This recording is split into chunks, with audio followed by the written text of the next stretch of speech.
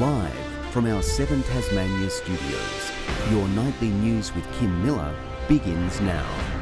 Good evening. First tonight, failings by the Health Department to properly investigate notorious pedophile nurse James Jeffrey Griffin have been put under the spotlight.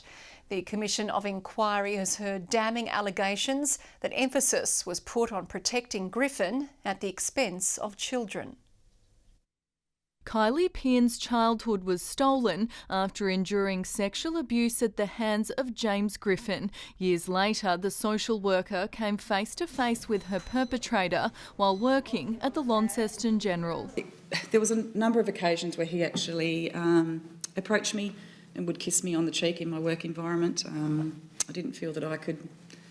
I felt powerless to stop that, conditioned to accept that, I guess. She reported the nurse to Human Resources, but her concerns were largely ignored. I told them very clearly that I believed he was a risk on the ward, and the outcome I took away from that was there was nothing they would do without a conviction. Maria Unwin had many interactions with the pedophile in Ward 4K, alerted by his eagerness to work with teenage girls. Particularly young girls with mental health issues or eating disorders or other long-term chronic illnesses. On one occasion, Griffin was reported for making inappropriate comments to children, but instead of facing reprisal, he continued to work with young people. That's serious, isn't it? That is, yeah, look, it's a serious, yes, look, we'll say yes, it is a serious allegation. It was serious at the time and it is serious today. Is that right? Yes. It seems to me, Mr Harvey, you are minimising the seriousness of this. I'm not trying to minimise the seriousness of this. Despite knowing of Griffin's offences, Human Resources didn't adequately follow up on complaints made by staff at the time. Instead, he was told on multiple occasions not to repeat his behaviour. Is there a chance, Mr Bellinger, that had they been put together and analysed together, that a pattern might have been identified? Yes. And that didn't happen because the systems and processes were not set up to permit it to happen? Yes. And you see that as a significant failing on the part of the hospital, don't you? Yes.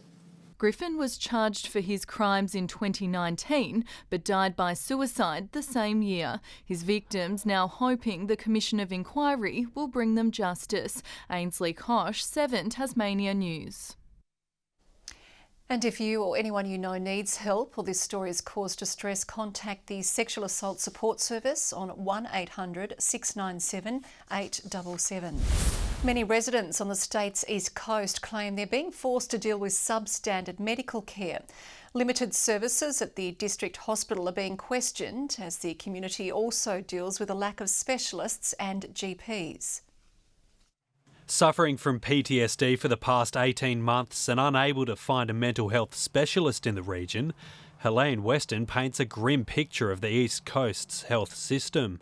Very draining, and basically to the point now where I just try to deal with it as best I can on my own. It's part of the reason she's selling her house and moving interstate. It's getting to a doctor when you need to get to a doctor, not in 2 weeks' time.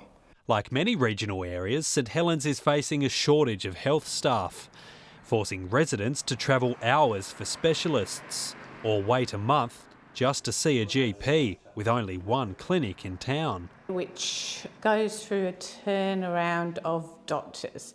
So they don't have the same face, and people that are older in this community want the same face that they can rely on. The St Helens Neighbourhood House is one organisation trying to fill the void, offering clinics with the Royal Flying Doctors and other health workers, also using its community car to help residents travel. But that doesn't sort of cut it in some instances. We just need that specialist because people aren't able to travel. The new St Helens District Hospital was opened in 2019, but it only offers limited services. For instance, there's no maternity ward.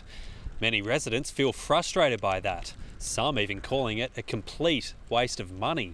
The state government says it's developing a regional clinical services plan to ensure that we do get those mix of clinical services right and right for each particular region around Tasmania. But people in the regions are asking why they have to put up with a lower level of care in the meantime. They still need it. We're all people. We all should be treated the same. Josh Duggan, 7 Tasmania News. A man and a woman from Dodgers Ferry have been charged with assault following an alleged incident at a Glenorchy shopping centre last night. A male employee received serious facial injuries and was taken to the Royal Hobart Hospital. The 27-year-old alleged offenders have been bailed and will appear in Hobart Magistrates Court at a later date. Police are looking for help after a single vehicle crash in Underwood last night. A passenger suffered serious injuries to his head and arm, and early investigations indicate the 33-year-old was not wearing a seatbelt. Police say earlier in the evening the silver Holden Calais had failed to stop for them in Mayfield, and they're after anyone who saw the car in the Mayfield or Newnham areas prior to 9:45 to come forward. A section of a popular Tasmanian beach has been ranked among the worst in the area for its water quality. The northern end of Kingston Beach has declined from a fair to poor rating. 42 sites were tested each week between December and March as part of the DERWENT estuary program. The results are showing us that we need to investigate, and the Council and Taswater are spending quite a bit of time intensifying their sampling and also doing the detective work to find out what is actually causing the contamination. We know that we have ageing sewer infrastructure. Sometimes you get cracks of tree ingress, or sometimes you get blockages for the wrong things have been put down the sewer. Despite being a popular spot for dogs, swimmers are being reminded to avoid the area for now. Other season results showed some good signs, but experts say more work must be done to manage pollution. Meanwhile, new data shows the Tamar estuary's health is worsening. The latest assessment reveals a small decline in the ecosystem's quality overall, with the worst results recorded around Launceston. But the lower estuary, closer to Bass Strait, is relatively healthy. For the lower estuary, we actually seen, particularly for this report card period, lower levels of total phosphorus concentrations. The same suit follows for dissolved metals as well. Checkups on the Tamar have been released every 2 years since 2008. Tasmania is plating up a new nation-leading program providing students with hot meals. The school lunch project is promoting food security and inclusivity in low socio-economic areas of the state. These well-behaved Rokeby primary students are sitting patiently as the aromas of a freshly made lunch drift down the school's hall.